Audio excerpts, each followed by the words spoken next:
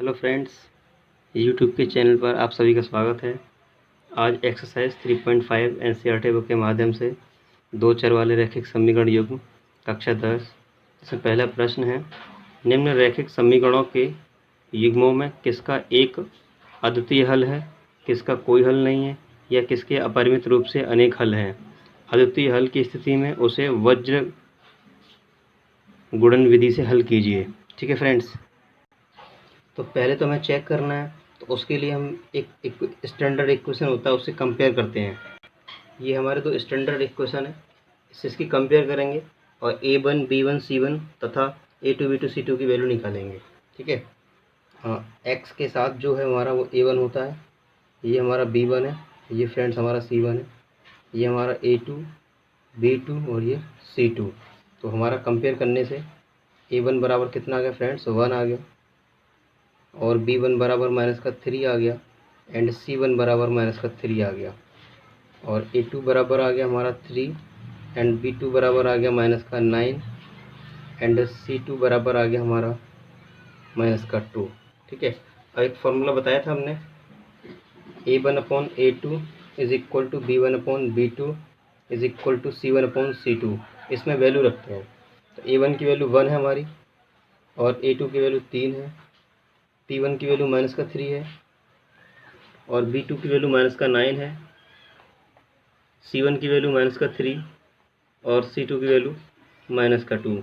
तो इससे ये कट गया, ठीक है, माइनस से माइनस कट गया, और ये भी कट जाएगा, तो ये क्या हो जाएगा 1/3, ये 1/3, ये माइनस से माइनस कट जाएगा, but does not equal to, ये दोनों आपस में बराबर है लेकिन ये बराबर नहीं है।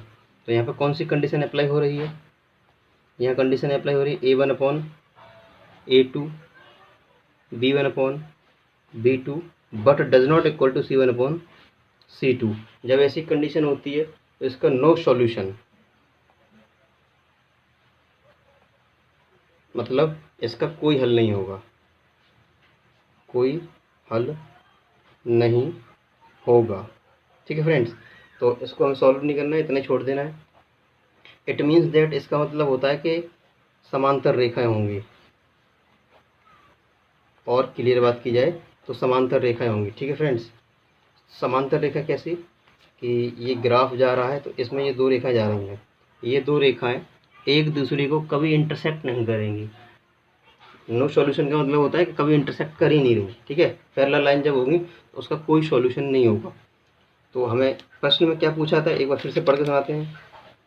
निम्न रैखिक समीकरणों के युग्मों में किसका एक अद्वितीय हल है, किसका कोई हल नहीं है। तो इसमें कौन सा वाला है, इसका कोई हल नहीं है, या किसके अपरिमित रूप से हल है। तो अद्वितीय चेक करना हमें, ठीक है, और कोई हल नहीं है ये चेक करना है हमें, और किसके अपरिमित हैं ये चेक करना है हमें। तो यहाँ पे कौन सा निकला, इसका कोई हल नहीं है। ठीक है, जो अद्वितीय होगा उसको हमें सॉल्व करना है, और ये दोनों सॉल्व नहीं करने हैं। ठीक है फ्रेंड्स, तो हमने पहला पार्ट कर लिया है। अब सेकेंड पार्ट देखते हैं इसका, ये है इसका सेकेंड पार्ट। तो यहाँ पे कंपेयर करने के लिए A1x plus B1 by plus C1 is equal to 0, A2x plus B2 by plus C2 is equal to 0। ठीक है, इससे कंपेयर करते हैं। इससे कंपेयर कब करते हैं, ध्यान रहे फ्रेंड्स कि इक्वल टू में 0 होना चाहिए, यहाँ इक्वल टू में 0 नहीं है, इस 5 को उधर ले जाओ। ठीक है, एक तो मैटर ये है हमारे पास कि 2x plus by -5 is equal to 0, और ये 3x plus 2y -8 is equal to 0। एक तो मैटर ये है, और डायरेक्ट हमें इससे यदि कंपेयर करनी है तब हम लेते हैं A1x B1 by plus sorry is equal to C1। ठीक है, A2x plus B2 by is equal to C2। अगर हमें डायरेक्टली कंपेयर करनी है तो इससे करेंगे। वैसे हमारा ये होता है स्टैंडर्ड इक्वेशन, तो हमेशा स्टैंडर्ड बना के करो, इन दोनों को उधर ले जाओ, इक्वल टू 0 हो जाएगा, फिर कंपेयर करेंगे इनकी। ठीक है, तो ये सब छोड़ो, ठीक है, इससे कंपेयर करते हैं इसलिए। तो A1 बराबर हो जाएगा हमारा 2, और B1 बराबर हो जाएगा हमारा 1, और C1 बराबर हो जाएगा हमारा -5, एंड A2 हमारा हो जाएगा 3, और B2 कितना फ्रेंड्स बताइए, एंड C2, राइट। अब वही फॉर्मूले हम रखते हैं और चेक करते हैं क्या होगा। तो ये होगा A1/A2 B1/B2 और C1/C2 यहाँ रखते हैं। तो A1 की वैल्यू 2, A2 की वैल्यू 3, B1 की वैल्यू 1 और B2 की वैल्यू 2। तो यही बराबर नहीं है, आगे चेक करने की जरूरत नहीं है। तो यहाँ पे कौन सा फॉर्म लग गया, A1/A2 does not equal to B1/B2। अगर ऐसी कंडीशन होती है तो इसके अद्वितीय हल होते हैं, अद्वितीय हल होंगे इसके। ठीक है, अब इसको हमें सॉल्व करना है वज्र गुणनखंड विधि से। ठीक है, तो वज्र गुणनखंड विधि क्या होती है पहले इसको समझेंगे बड़ा क्लियरली, उसके बाद हम करेंगे। पहले हम लिखते हैं B, उसके बाद C, A, B। Cyclic factor की तरह होता है, A, B, C के बाद फिर क्या आ जाएगा A, B, C फिर A आ जाएगा। और यहाँ हम B से स्टार्ट कर रहे हैं, B के बाद C फिर A फिर B, इस तरीके से। यहाँ 1 ये 2, यहाँ 1 ये 2, यहाँ 1 ये 2, यहाँ 1 ये 2। ठीक है, ये हमारा x का फंडा रहेगा, ये y का और ये 1 का। ठीक है फ्रेंड्स, अब इसके बाद x अपॉन इसका से मल्टीप्लाई, इसका से मल्टीप्लाई, क्रॉस मल्टीप्लाई, इसीलिए क्रॉस मल्टीप्लिकेशन मेथड कहलाता है ये। दिस इज B1C2, बीचों माइनस आता है, and B2C1 is equal to इसका इसमें C1A2 minus C2A1 is equal to 1 upon इसका इसमें A1B2 माइनस B2A1। तो ये फॉर्मूला हो गया। ठीक है, ये हमारा फॉर्मूला हो गया क्रॉस मल्टीप्लिकेशन मेथड का। ये वज्र गुणनखंड विधि का सूत्र हो गया, और इसको याद करने के लिए एक बेस्ट ट्रिक बता रहे हैं। ठीक है, तो वो ट्रिक रहेगी B for Babu, B for Babu और C फॉर चले और A फॉर आओ। तो मतलब बाबू चले, चले आओ, चले आओ, आओ बाबू, आओ बाबू, आओ बाबू। A2 B1, this is A2 and this is B1। Right friends, तो ये फॉर्मूला अच्छे से लिख लेंगे और अच्छे से याद कर लेंगे। B फॉर बाबू, बाबू चले, चले आओ, आओ बाबू, आओ बाबू। ठीक है, तो क्या है, बाबू चले, चले आओ, आओ बाबू, आओ बाबू। और यहाँ पे 1 2 2 1, 1 2 2 1, 1 2 2 1, देख रहे हैं 1 2 है, 2 1 है। तो बाबू चले, बाबू चले, चले आओ, आओ बाबू, आओ बाबू। ठीक है फ्रेंड्स, तो हमें यहाँ वैल्यू निकालनी थी x अपॉन B1 की वैल्यू क्या है हमारी 1 है, तो B1 की जगह मान रखेंगे 1 मल्टीप्लाई C2 का वैल्यू कितना है, माइनस का 8 है। ठीक है, तो माइनस का 8 रख देंगे, फिर माइनस लगाएंगे, और B2 की वैल्यू 2 है, मल्टीप्लाई C1 की वैल्यू माइनस का 5 है। ये वैल्यू हमने रख दी। ठीक है, अब C1 कितना है, माइनस का 5 है, मल्टीप्लाई A2 कितना है 3, फिर बीच में माइनस, फिर C2 माइनस का 8 है हमारा फ्रेंड्स। ठीक है, ये हमारा माइनस का 8 है। C2 के बाद क्या आएगा, A1 आएगा, A1 की वैल्यू हमारी 2 है, जैसे A1 की value 2 is equal to 1 upon A1 की वैल्यू 2 है, B2 की वैल्यू भी 2 है, माइनस A2 की वैल्यू 3 है, और B1 की वैल्यू 1 है। ठीक है फ्रेंड्स, अब इसको सॉल्व करेंगे जरा। x अपॉन ये माइनस का 8 हो जाएगा, ये माइनस माइनस प्लस हो जाएगा, 5 दूनी 10 हो गया, ये 5 किया 15 माइनस के हो गए, ये माइनस माइनस प्लस हो जाएगा, 8 दूनी 16, और ये हो जाएगा 4 माइनस 3, तो ये हो जाएगा x upon 2 by upon 1 upon 1। इस तरीके से हो जाएंगे। This is first, second and this is third. तो पहले टेक फर्स्ट एंड थर्ड, पहले पहला और तीसरा ले लो। ठीक है, तो ये क्या होगा, x upon 2 is equal to 1 upon 1, cross multiply कर देंगे, इसका इसमें करेंगे x, इसका इसमें कर देंगे 2, तो x बराबर क्या होगा फ्रेंड्स, 2 हो गया। Now take second and third. हमेशा आपको पहले फर्स्ट और थर्ड लेना है, फिर सेकंड एंड थर्ड लेना है। तो by upon 1 is equal to 1 upon 1, cross multiply करेंगे तो बाई बराबर 1 और x बराबर हमारा क्या आ गया 2। तो ये हमारा क्रॉस मल्टीप्लिकेशन मेथड हो गया, इसे हम बोलते हैं वज्र गुणन विधि। ठीक है, तो ये क्वेश्चन था, इसको हमने 5 को और 8 को इधर लेके आए और यहाँ पे हमने कंपेयर किया। कंपेयर करने का इस फॉर्मूले में रखा, रखने के बाद हमने देखा कि ये कंडीशन आ गई, अद्वितीय हल होंगे, और जब अद्वितीय हल होंगे तब हमें उसको सॉल्व करना है। सॉल्व करने के लिए हमने ये मेथड बताया कि यहाँ से फॉर्मूला बन के आया, और उसको याद करने का मेथड बताया कि बाबू चले चले आओ आओ बाबू 1 2 2 1 1 2 2 1 1 2 2 1 बीच में माइनस। तो यहाँ पे सभी वैल्यू रख देंगे आप। वैल्यू रखने के बाद सॉल्व करने का 3 लाइन इक्वेशन बन जाएंगे, 1 2 3। इनको 3 मान लेते हैं, फर्स्ट सेकंड थर्ड।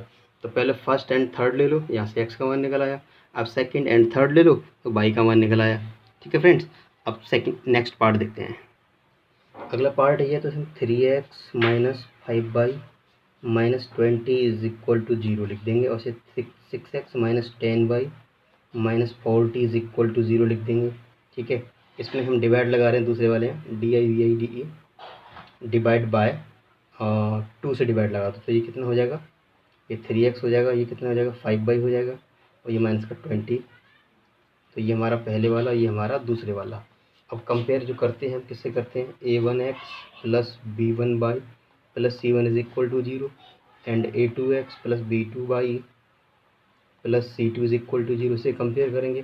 तो a1 की वैल्यू जो 1 1 वाली है वो पहले वाले से लेंगे, तो a1 बराबर कितना आ गया 3 आ गया, और b1 बराबर कितना आ गया माइनस का 5 आ गया, एंड c1 बराबर माइनस का 20 आ गया। अब जो दूसरे की वैल्यू लेनी है उससे लेनी है, इसकी हमने इससे ली थी, ठीक है, पहले वाले से। तो a2 कितना है, a2 हमारा 3 है, एंड b2 कितना है माइनस का 5 है, एंड c2 कितना है माइनस का 20 है।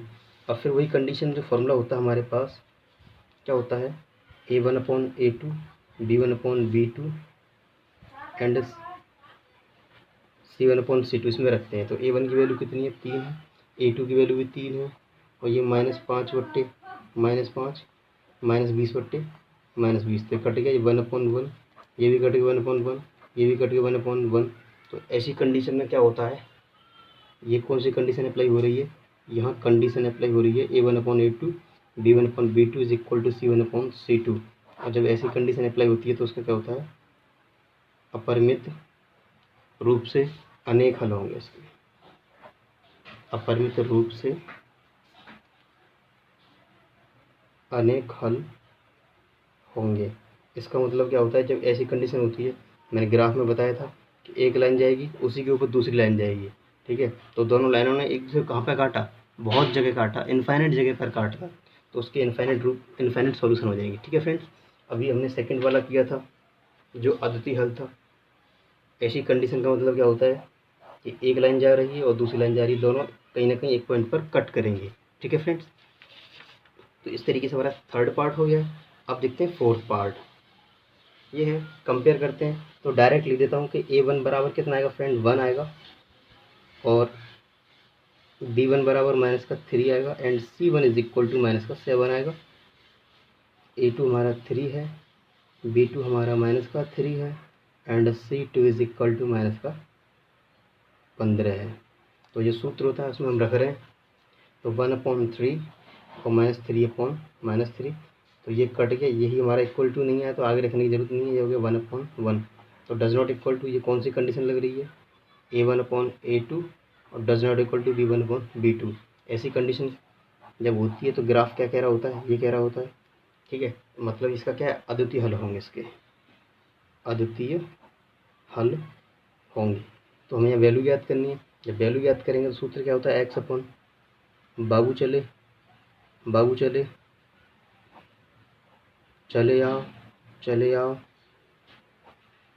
आओ बाबू और आओ बाबू 1 2 2 1 1 2 2 1 1 2 2 1, और बीच में माइनस, ये सूत्र होता है फ्रेंड्स। ठीक है, याद करने का मैटर हमने बताया आपको। तो b1 की वैल्यू कितनी है, b1 की वैल्यू माइनस का 3 है, तो ये वैल्यू रखेंगे हम, b1 की वैल्यू माइनस का 3 एंड c2 की वैल्यू माइनस का 15 है। फिर माइनस होता है b2 वही हमारा माइनस का 3 है, एंड c1 हमारा माइनस का 7 है, is equals to y upon c1 हमारा माइनस का 7 एंड ए टू हमारा 3 माइनस सी टू हमारा माइनस का 15 एंड ए वन हमारा 1 है equal to 1 upon a one 1 और बी टू हमारा माइनस का 3 माइनस ए टू हमारा 3 है और बी वन हमारा माइनस का 3 है। ठीक है फ्रेंड्स, अब इसको थोड़ा सा सॉल्व करते हैं। 15 तिया 45 हो जाएगा प्लस का, ये माइनस हो जाएगा 7 तिया 21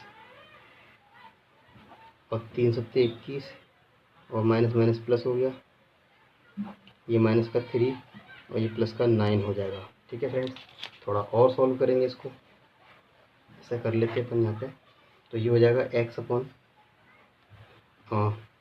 5 में से 1 गया 4 यानी 24 बचेगा और बाई अपॉन और ये कितने हो गए माइनस के 6 और ये कितना हो गया, ये 1/6 हो गया। ठीक है फ्रेंड्स, तो ये हमारा फर्स्ट सेकेंड एंड थर्ड। तो मैंने क्या बताया पहले, फर्स्ट व थर्ड ले लो, पहले पहला और थर्ड लेंगे क्या होगा, x upon 24 is equal to 1/6। तो ये ऊपर बन जाएगा 24/6, इससे कट गया एक्स बराबर कितना 4। ठीक है फ्रेंड्स, अब ले लेंगे सेकेंड एंड थर्ड। तो सेकेंड क्या है, ये है। ठीक है, ये 6 बन जाएगा ऊपर माइनस का 6 इस तरीके से। तो by is equal to minus का 1। तो ये हमारी वैल्यू हो गई। ठीक है, कौन सी विधि से हुई भाई, कौन सा मेथड लगाया हमने, वज्र गुणन विधि। ठीक है, फॉर्मूला बाबू चले चले आओ आओ बाबू 1 2 2 1 1 2 2 1 1 2 2 1 और बीच में माइनस। ठीक है फ्रेंड्स, अब देखते हैं अगला प्रश्न। आई होप समझ में आ रहा होगा। दूसरा प्रश्न है, पहला पार्ट है, ए और बी के किन मानों के लिए रैखिक समीकरणों के युग्म अपरिमित रूप से अनेक हल होंगे। तो इस इक्वेशन की पहले से कंपेयर करनी है और उससे पहले इक्वल टू में 0 लेके आना है। तो इसको हम कैसे लिखेंगे, 2x + 3y - 7 जब इधर आ जाएगा तो माइनस का हो जाएगा और इक्वल टू में 0 हो जाएगा फ्रेंड्स। ठीक है, और ये हमारा a - bx + a + b by, और ये पार्टी पूरी इधर आ जाएगी तो माइनस की हो जाएगी 3a + b - 2 is equals to 0। ठीक है, अब इसे कंपेयर करने के बाद हम निकालेंगे कि a1 कितना आ जाएगा हमारा 2 आ जाएगा और b1 हमारा 3 and c1 is equal to -7। Right friends, और यहाँ पे a2 इज इक्वल टू आएगा a - b and b2 is equal to आएगा a + b and c2 is equal to आएगा माइनस का 3a + b - 2। उसके बाद जो फॉर्मूला होता है, अपरिमित रूप से अनेक हल होते हैं, तो क्या होता है, a1/a2 b1/b2 c1/c2। ठीक है फ्रेंड्स, ये होता है। तो a1 की वैल्यू क्या है हमारी 2 है और a2 की वैल्यू क्या है a - b और b1 की वैल्यू 3 है और b2 की वैल्यू a + b है। c1 की वैल्यू हमारी -7 है और c2 की वैल्यू माइनस का 3a + b -2, तो ये माइनस से माइनस कट गया। ठीक है, ये कब होता है,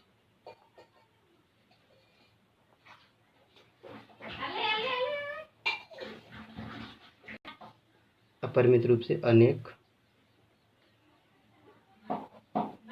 हल जब होते हैं तो ये कंडीशन होती है। ठीक है फ्रेंड्स, तो हम क्या कर रहे हैं, ये फर्स्ट है, ये सेकंड है और ये थर्ड है। ठीक है, हमने पहला व दूसरा ले लिया तो क्या होगा, 2/a - b is equal to 3/a + b, cross multiply करेंगे। तो आगे सॉल्व करते हैं, पहले फर्स्ट व सेकंड ले लिया हमने, तो 2/a - b is equal to 3/a + b, cross multiply करेंगे, 2a + 2b इस 3 का कर देंगे 3a - 3b।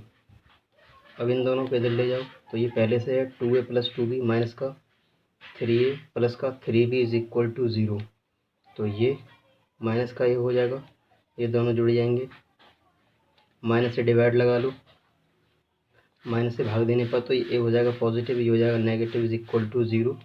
ये हमारा इक्वेशन ए हो गया। ठीक है, now taking second and third, इस बार सेकेंड एंड थर्ड ले लो। सेकेंड क्या है, a 3/a plus b 7/3a plus b minus 2। इसका मल्टीप्लाई करेंगे, 3 3 9 और 3b माइनस 3 2 6, ये 7a प्लस 7b। अब इन दोनों को इधर ले आएंगे, 9a plus 3b minus 7b is equal to 0। इसको थोड़ा सॉल्व करेंगे, ए का संबंध ए से है तो 9 में से 7 जाएंगे, 2a बचेगा और ये b माइनस का 4b एंड माइनस का 6 इज इक्वल टू 0। ठीक है, यहाँ पर डिवाइड लगा दीजिए 2 से पूरे में, 2 से भाग देने पर, 2 से भाग देंगे तो a बचेगा, ये 2b होगा और ये हो जाएगा 3 इज इक्वल टू 0। ये हमारा हो जाएगा b। ठीक है, अब इसको सॉल्व करेंगे, किसी भी मेथड से सॉल्व कर लो, यहाँ बोला नहीं किस मेथड से सॉल्व करना है, तो चलो हम इसे प्रतिस्थापन से कर देते हैं। ठीक है फ्रेंड्स, प्रतिस्थापन, विलोपन, वज्रगुणन, तीनों में से किसी भी विधि से कर सकते हैं, यहाँ बोला नहीं है किस विधि से करना है, तो हमारी मर्जी है जिससे हम करें।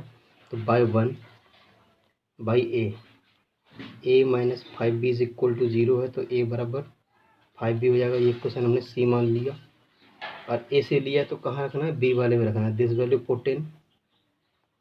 Put in equation b।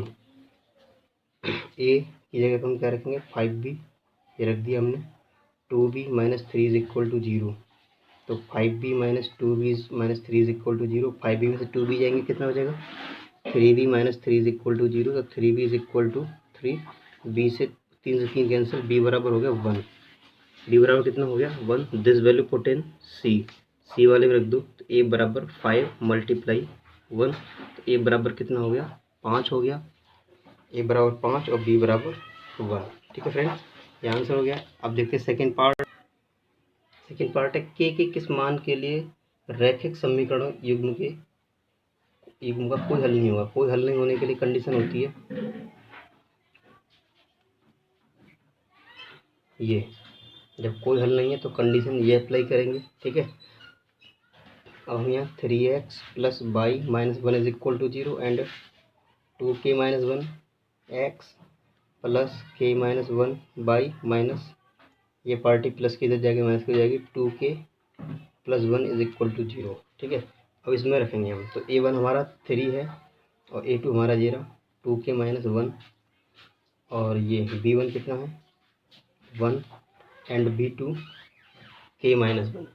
अब क्रॉस मल्टीप्लाई कर देंगे, इसे लेने की जरूरत नहीं, k की वैल्यू निकालनी तो इन दोनों को ले लेंगे हम, इसका मल्टीप्लाई कर देंगे, 3k माइनस 1 और ये हो जाएगा, नहीं 3k माइनस 3 और ये 2k माइनस 1, k के एक तरफ ले जाओ, 3k माइनस 2k माइनस 1, ये 3 हो जाएगा प्लस का हो जाएगा, जो हो गया हमारा k और ये हो गया हमारा 2, तो k बराबर कितना हो गया 2। This is answer. एक बार दोबारा समझने की कोशिश करते हैं। यहाँ समीकरण दे रखे हैं 2 और इसका कोई हल नहीं हो तो k का मान क्या होगा, तो उसके लिए कंडीशन ये होती है। तो पहले हम क्या करते हैं, 1 को इसको उधर ले जाओ, बराबर में 0 हो गया, तो a1 b1 c1 की वैल्यू हम जानते हैं क्या होती है। ठीक है, ये हमारा a1 होगा, ये हमारा b1 और ये हमारा c1, ये हमारा a2 है, ये हमारा b2 है, ये हमारा c2 है। तो हमने इस जगह रख दिया, रखने के बाद क्रॉस मल्टीप्लाई किया और k की वैल्यू कितनी आ गई 2। ये आंसर हो गया। अब देखते हैं नेक्स्ट क्वेश्चन। अब देखिए प्रश्न संख्या 3, निम्न रैखिक समीकरणों के युग्म को प्रतिस्थापन एवं वज्र गुणनखंड विधि से हल कीजिए। किस विधि को आप अधिक उपयुक्त मानते हैं। तो यहाँ पर हमें इसे 2 मेथड से करना है, प्रतिस्थापन माने सब्स्टिट्यूशन मेथड, वज्र गुणन माने क्रॉस मल्टीप्लिकेशन मेथड। ठीक है, तो पहले हम करते हैं इसे प्रतिस्थापन विधि से। तो प्रतिस्थापन विधि से सॉल्व जब करते थे तो क्या सीन था भाई, हम इसे इक्वेशन 1 और इसे इक्वेशन 2 मान लेते थे। ठीक है फ्रेंड्स, तो यहाँ से हम क्या करते थे, पहले वाले से x का मान लेते थे तो दूसरे में रखते थे, और दूसरे वाले से लेते थे पहले में रखते थे। तो अब x का ले लो या y का, वो श्रद्धा वाली बात है। ठीक है, तो हमारा पहला इक्वेशन क्या है, by 1 8x plus 5y is equal to 9। तो यहाँ से हम x की वैल्यू लेंगे तो 8x रोकेंगे, ये उधर जाएगा तो माइनस का हो जाएगा और x बराबर 9 minus 5/8। This is equation third. This value put in equation 2। क्योंकि 1 से लिए तो कहाँ रखी जाएगी, दूसरे वाले में रखी जाएगी। तो दूसरा वाला क्या है हमारा 3 और x के स्थान पर क्या जो वैल्यू निकाली वो और क्या +2y इज इक्वल टू 4। इसके जब 1 मान लो तो एलसीएम आएगा 8। 1 का गुणा करेंगे 3 में 3 ही रहेगा, 3 का अंदर मल्टीप्लाई कर दो तो 9 तिया 27, 3 पंजे 15 22 और 8 दूनी 16 22। तो पहले ऊपर सॉल्व कर लेंगे थोड़ा सा। ये प्लस का 22 बचेगा upon 8 is equal to 4 upon 1 का मल्टीप्लाई करेंगे तो ऐसे रहेगा और 8 चौका 32।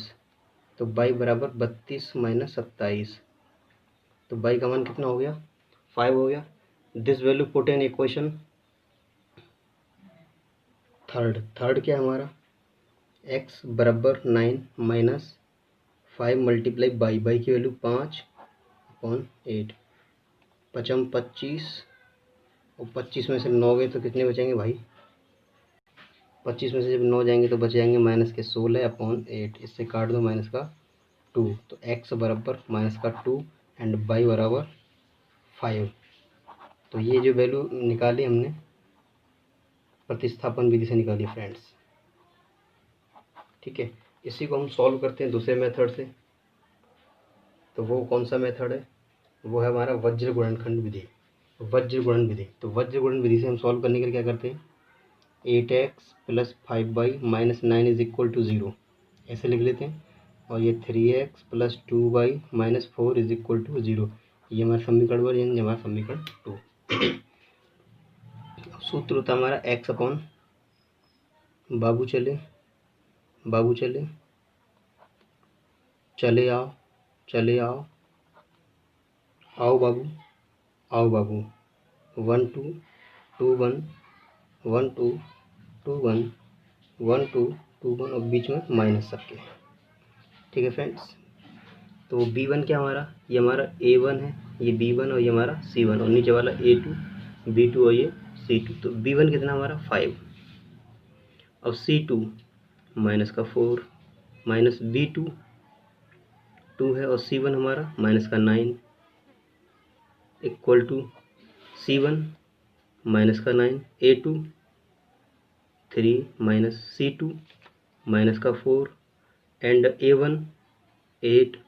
ठीक है, and equal to 1 upon a1 कितना है हमारा 8 है और b2 हमारा 2 माइनस a1 b2 a2 कितना हमारा 3 है और b1 कितना हमारा 5, ये हमारा b1 है।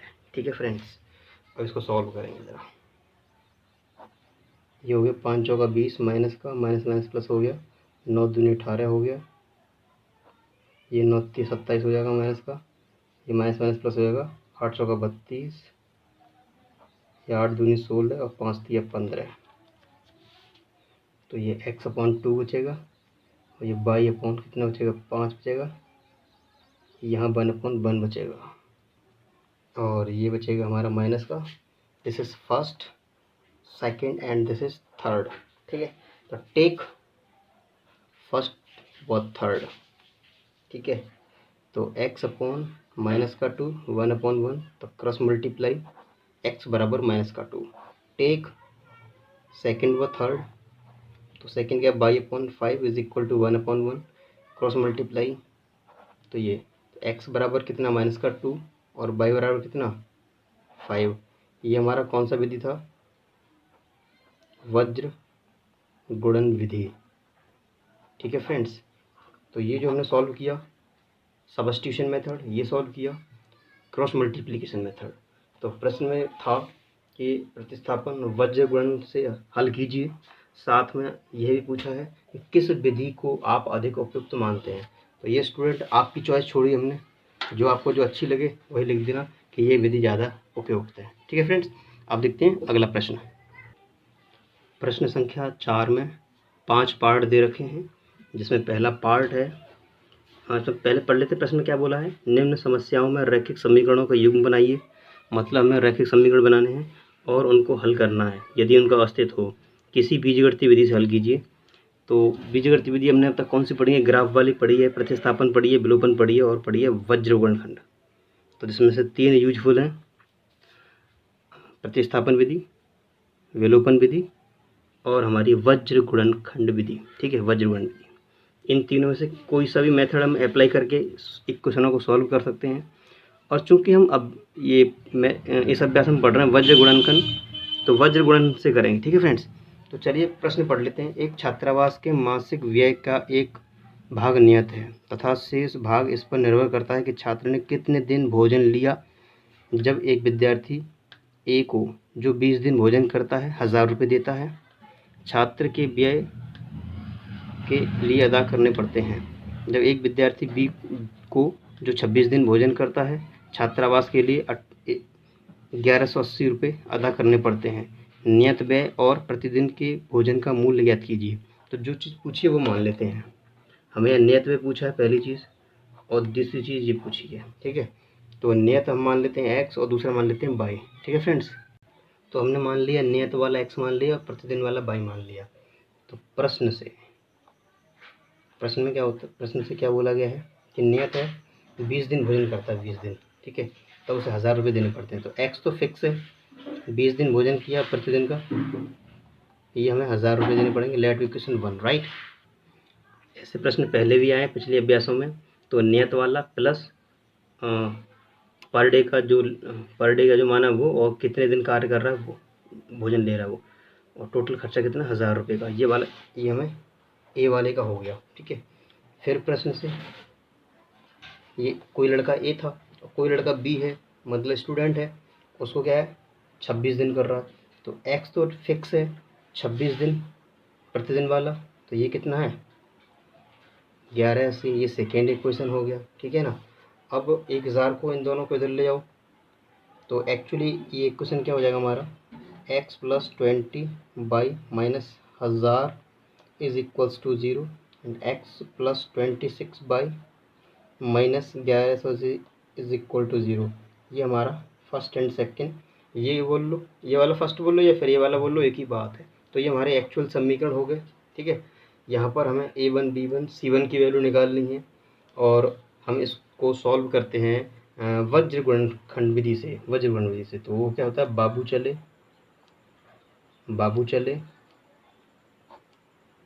चले आओ, आओ बाबू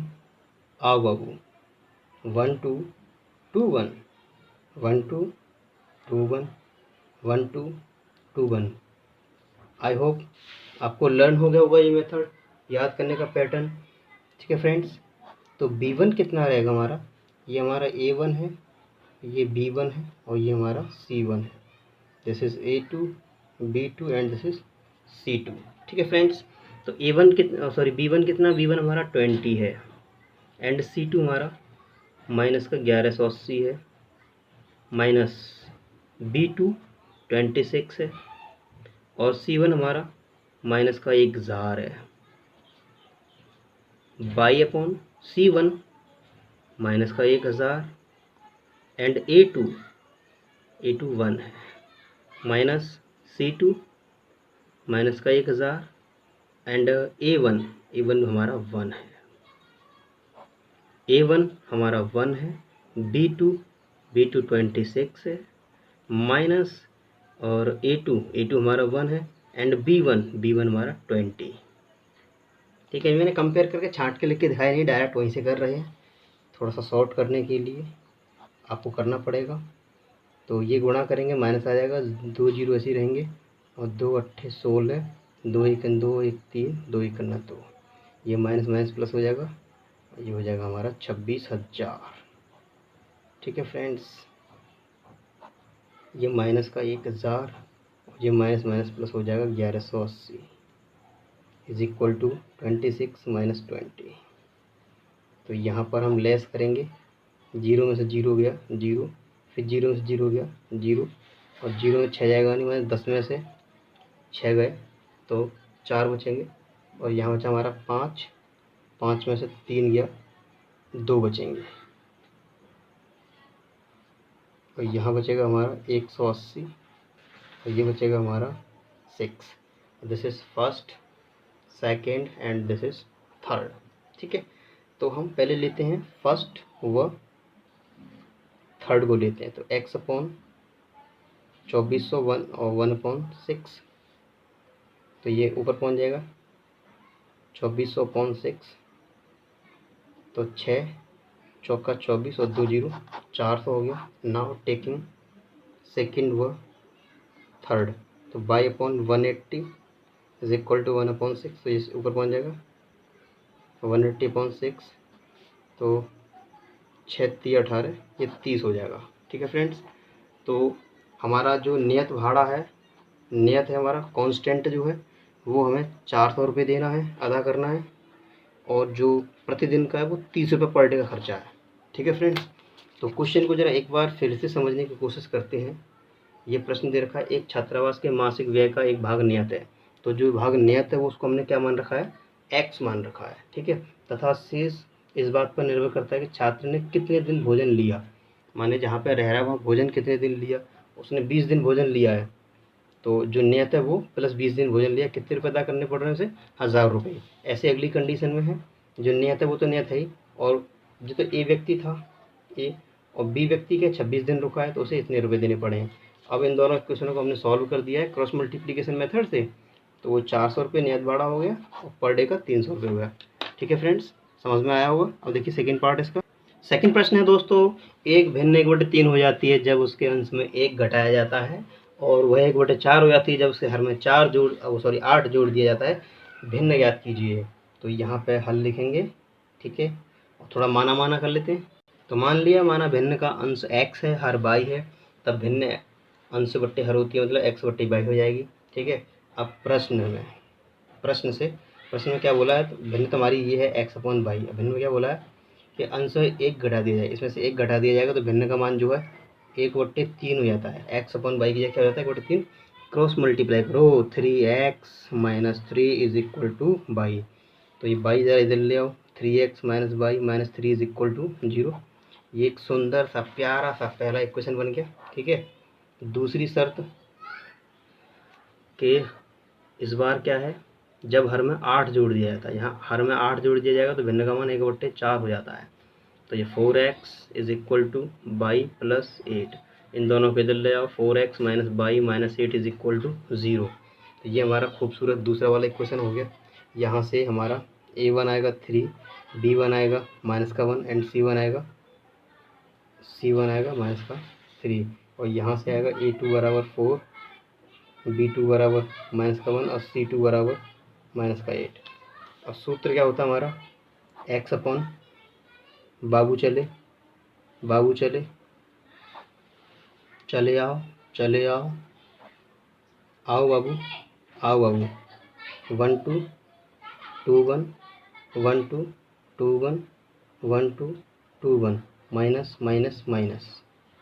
तो b1 की वैल्यू कितनी है, -1, और c2 की वैल्यू कितनी है, c2 चाहिए, c2 हमारा -8 है, फिर माइनस, और b2 की वैल्यू -1 है, एंड c1 की वैल्यू -3 है। ये वैल्यू रख दी हमने, और c1 -3 एंड a2 आप भी देखा करो यार क्या है, c2 कितना है -8 एंड a1 3 है, a1 3 और b2 -1 and a2 4 and b1 -1। ठीक है फ्रेंड, वैल्यू रख दी हमने, तो थोड़ा सॉल्व करेंगे।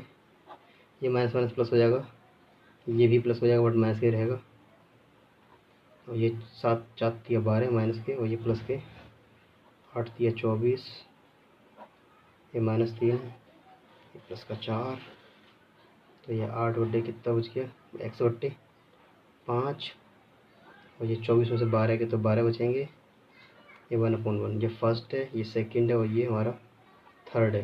तो टेक फर्स्ट व थर्ड, तो क्या है, x/5 इज इक्वल टू 1/1, तो x बराबर कितना हो गया, 5 हो गया। Now take second and third. Second क्या, by upon 12 is equal to 1/1, तो बाई इज इक्वल टू क्या होगा, 12 हो गया। और हमारी भिन्न क्या होगी एक्चुअल में, भिन्न हमारी थी एक्स अपन बाई, एक्स का मान 5 और बाई का मान 12, आंसर हो गया। ठीक है फ्रेंड्स, उत्तर को हम चेक कर सकते हैं। भिन्न हमारी आ गई 5/12। तो पहले प्रश्न में क्या बोलता, पहली कंडीशन में कि अंश में से एक घटा दिया जाए। अंश में से जब एक घटा देंगे तो 5 में से एक जाएगा 4 बचेगा, माने 5 माइनस 12 तो कितना हो गया 4/12। जिसे हम काट देंगे तो कितना 1/3, 1/3 हो रहा है क्या, हाँ जी हो रहा है, करेक्ट आंसर। ठीक है, तो ये हो गया पार्ट। तो देखते हैं अगला पार्ट, थर्ड पार्ट है। यश ने एक टेस्ट में 40 अंक अर्जित किए जब उसे प्रत्येक सही उत्तर पर 3 अंक मिले तथा अशुद्ध उत्तर पर 1 अंक की कटौती की गई। ठीक है, यदि उसे सही उत्तर पर 4 अंक मिलते तथा अशुद्ध पर 2 कटते तो यश 50 अंक अर्जित करता। टेस्ट में कितने प्रश्न थे, चलिए ठीक है पहले मान लेते हैं थोड़ा बहुत। सही उत्तर के लिए x अंक और अशुद्ध उत्तर के लिए y अंक। ठीक है, तो पहली कंडीशन क्या बोल रहा है प्रश्न में, जब उसे प्रत्येक सही का 3 अंक मिला, सही के लिए 3 अंक और गलत के लिए 1 की कटौती, कटौती माने माइनस करना है, तब कितने अंक मिले से 40। और इस ये हो गया हमारा इक्वेशन 1 हो गया। ठीक है, दूसरा शर्त है हमारा, दूसरी शर्त है सही के लिए 4 और अशुद्ध पर 2 कटते हैं। सही वाला मल्टीप्लाई करना है x में और गलत अशुद्ध वाले का मल्टीप्लाई करना है y वाले में, और घटा के कितना आ गया 50 आ गया। ये क्वेश्चन हमारा सेकंड हो गया। अब इसको ऐसे लिख लूँ, या फिर 3x - 1y - 40 is equal to 0, इसे समीकरण एक मान लो, ऐसे मान लो, एक ही बात है। ठीक है, और इसको भी हम ऐसे 4x - 2y - 50 is equal to 0, मैंने बोला ना इक्वल टू में 0 होना चाहिए। ठीक है, अब यहाँ पे हम कंपेयर कर लेंगे, a1 की वैल्यू 3 आएगी, b1 की वैल्यू -1, c1 की वैल्यू -40। ठीक है, और a2 की वैल्यू 4, b2 की वैल्यू -2 और c2 की वैल्यू -50। अब सूत्र होता है हमारा, वो रखेंगे। ठीक है, सूत्र क्या होता है, बाबू चले बाबू चले, चले आओ चले आओ, आओ बाबू आओ बाबू, 1 2 2 1 1 2 2 1 1 2 2 1 और बीच में माइनस, याद होगा वो आपको। तो b1 कितना friends, -1 and c2 -50, sorry minus है। b2 हमारा -2 है and c1 -40 is equal two by upon c1 -40, a2 4 -c2 -50 and a1 3, a1 हमारा 3 है, b2 हमारा -2 है, माइनस a1 हमारा 3 है एंड b2 -2, सॉरी 2 1 a2 कितना हमारा 4, यहाँ 4 आएगा और 1, ये -1 आएगा। ठीक है friends, x upon minus plus का 50, ये -40 दूनी 80 हो जाएगा, ये 160 हो जाएगा, माइनस प्लस 15 थिया 5 थे 15, ये -2, ये माइनस प्लस हो जाएगा 4 हो जाएगा। ठीक है, तो ये x अपॉन माइनस का कितना हो गया, माइनस का 30 हो गया, और ये बाई अपॉन कितना हो गया, माइनस का 10 हो गया, और ये कितना हो गया 1/2 हो गया।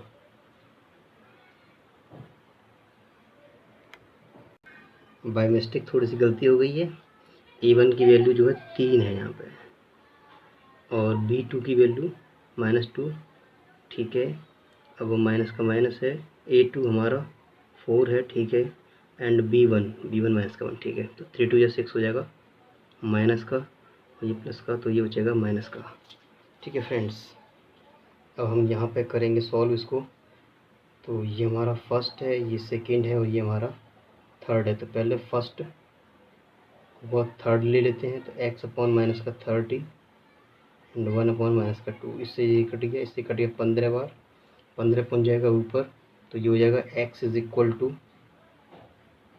15 हो जाएगा। ऐसे ही सेकेंड व थर्ड ले लेंगे तो बाई अपॉन माइनस का 10, माइनस से माइनस कट गया, 2 से कट गया 5 बार, ये कि पहुँच जाएगा ऊपर, बाई बराबर आ गया 5। तो जो सही प्रश्न है वो 15 हैं और गलत प्रश्न है 5 हैं। प्रश्नों की संख्या पूछी थी तो कुल प्रश्न कितने हो गए, तो कुल प्रश्न क्या होगा, सही प्रश्न और गलत प्रश्न, सही कितने 15, गलत कितने 5, तो कुल मिला के 20 प्रश्न थे। चौथा पार्ट है, एक राजमार्ग पर दो स्थान है ए और बी। ए और बी दो स्थान है जिन दोनों के बीच का डिस्टेंस हमारा 100 किलोमीटर है फ्रेंड्स। कार ए, एक कार यहाँ पे है तो कार बी यहाँ पर है, दोनों चलना प्रारंभ करती हैं एक ही समय पर। यदि ये दोनों कारें भिन्न भिन्न चालों से एक ही दिशा में चले, मान लो यहाँ पे जो कार है, ठीक है, ये कार ए है और यहाँ पे एक और कार है, एक कार BMW की, एक कार भाई ऑडी की, ये महंगी महंगी कार चलाते हैं भाई हम।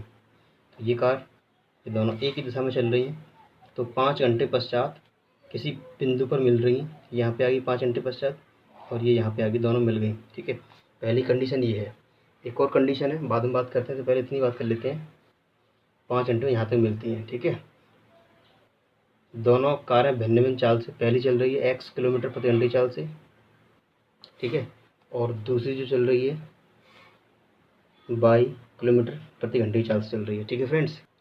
तो ए के द्वारा यहाँ से यहाँ तक, ए के द्वारा 5 घंटे में तय की गई दूरी, तो दूरी बराबर होता है चाल गुणा समय। तो चाल हमारी x और समय है 5, तो ये 5x हो गया, इसने दूरी इतनी कर ली। अब b के द्वारा 5 घंटे में तय की गई दूरी तो हो जाएगी 22 गुणा 5, वो 5x हो जाएगी, ठीक है। अगर मैं बात करूं AC की, AC डिस्टेंस को लिखूं तो क्या लिखूंगा, AB प्लस BC लिखूंगा। तो ये हमारी जो डिस्टेंस है, जो दूरी AC है और ये डिस्टेंस हमारी BC है, ठीक है। AC का वैल्यू कितना है 5x है और AB हमें 100 दे रखा है और BC की वैल्यू 5/, है। तो इसको इधर भेज दो, 5x minus 5/, minus 100 is equal to 100, sorry 0, 5 से डिवाइड लगा दो, x minus y minus 20 is equal to 0, ये लेट इक्वेशन 1, ठीक है। किसी किसी बुक में प्रश्न की एक कंडीशन नहीं दी है, यहाँ पे एक ही कंडीशन दी है, एक कंडीशन और है। तो ये तो पहली कंडीशन थी, दूसरी कंडीशन यहाँ में से मैंने भी नोट नहीं कर पाई है। तो दूसरी कंडीशन क्या है कि जो कार, जो स्थान ए और बी था, इसमें पहली कार और दूसरी कार एक दूसरे के ओर आ रही हैं, जिनकी डिस्टेंस कितना है 100 किलोमीटर है। अब कारें दोनों एक ही ओर आ रही हैं इस तरीके से, माने ये कार चल रही है इधर की ओर और ये कार है यहाँ पे, ठीक है, वो भी चल रही है इधर की ओर, और दोनों कारें 1 घंटे पश्चात मिलती हैं। तो कार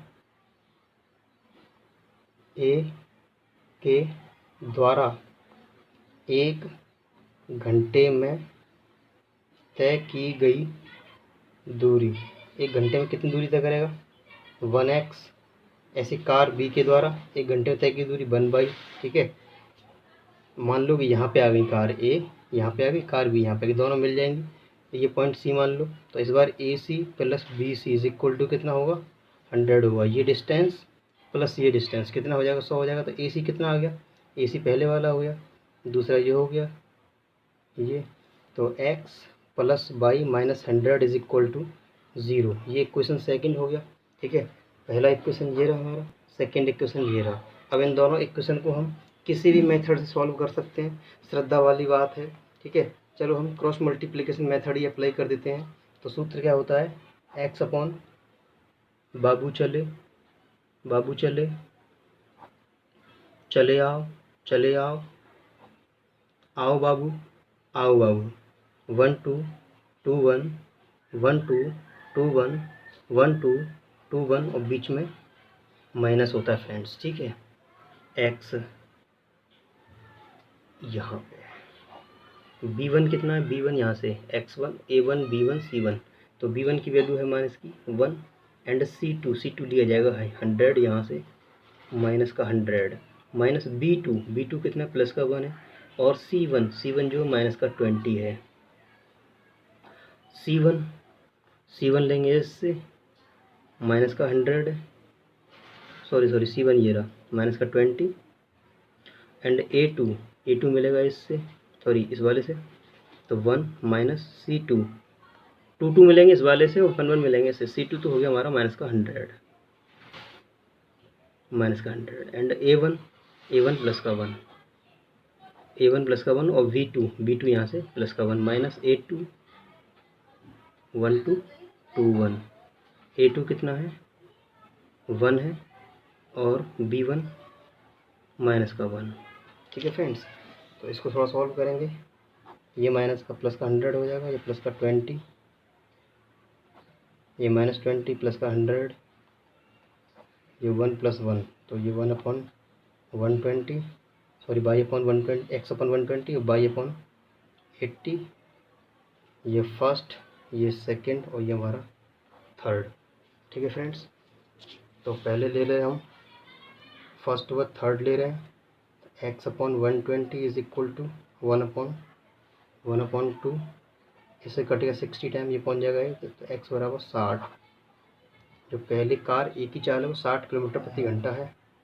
अब ले लेंगे सेकंड व थर्ड, तो सेकंड क्या है हमारा, सेकंड है बाई अपॉन